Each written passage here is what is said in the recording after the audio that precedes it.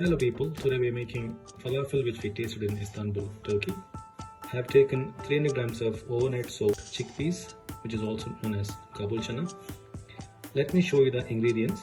2 small onions roughly chopped, 12 garlic pods, 1 teaspoon pepper, half spoon paprika or chili powder, salt as per taste, 8 cloves and 2 pieces of cinnamon,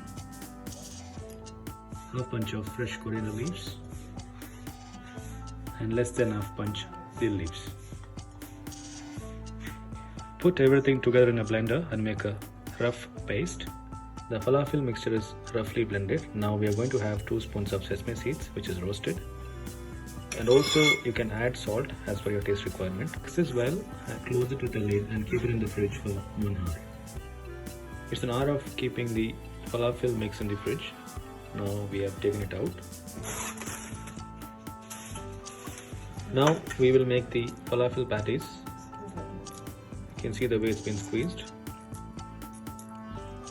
Simultaneously heat the oil in the kadai, so we'll use the cooking oil for frying.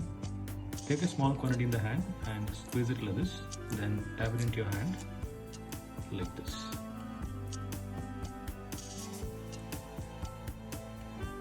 You can see that patties.